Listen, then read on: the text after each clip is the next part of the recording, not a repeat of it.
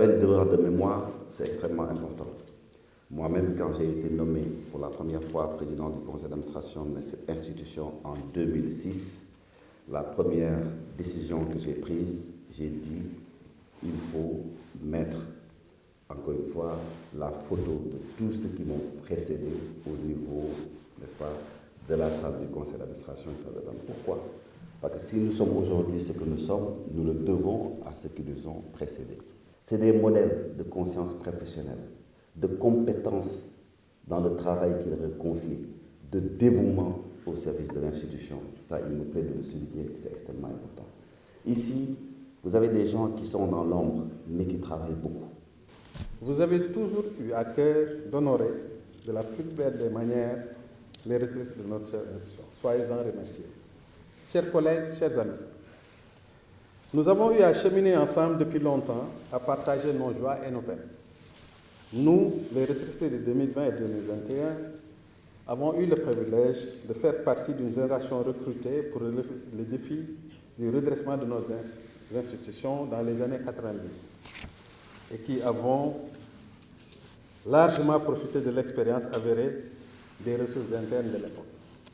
Cette alchimie qu'il y avait à l'époque entre les anciens et les nouveaux que nous étions avait valu et continue à valoir à notre chère institution ses lettres de noblesse qui fondent aujourd'hui notre fierté à tous. Le chemin n'a pas été simple, Monsieur le Président. Et c'est le lieu pour moi, pour nous qui allons à la retraite, de rendre un hommage appuyé à ces anciens qui nous avaient accueillis, accompagnés et transmis avec générosité le savoir qu'ils avaient acquis durant de longues années d'exercice. Ces vaillants et brillants agents ont loyalement et bien servi cette institution des décennies durant. Donc c'est tout naturellement que nous avons aujourd'hui pensé les honorer pour tout le mérite qui leur revient. Donc, chers récipiendaires, je voudrais, au nom de la Direction générale, vous remercier et vous rendre hommage. Aux autorités de l'institution, Monsieur le Président du Conseil, Mamadou Racine Sy, vous qui avez la chance de traverser ce chemin difficile et exaltant, j'attire votre attention sur le dynamisme de la sécurité sociale qui requiert anticipation et projection, donc formation et motivation.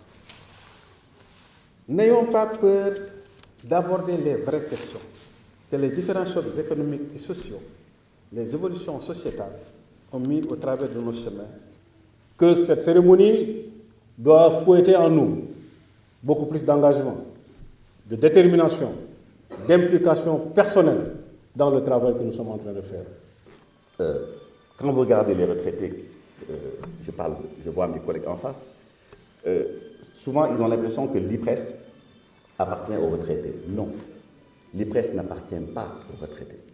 Parce que c'est ceux qui travaillent qui font en sorte que les pensions puissent être payées tous les mois. Mais oui, si aujourd'hui les cotisations s'arrêtent, comment l'IPRES fera face à ces charges? Donc l'IPRES appartient aussi bien à ceux qui sont partis à la retraite qu'à ceux qui sont en train de travailler. Donc je crois qu'il faut faire la part des choses. Le conseil que je vous donne, c'est de toujours renforcer votre cohésion et cet esprit de famille. Parce qu'il existe, mais il faut le renforcer. Il faut que ce qui touche l'un d'entre nous, je veux dire, puisse être ressenti par tout le monde. Parce que vous savez, dans la vie, on finira tous par partir. C'est pour ça que nit ken gënul kenn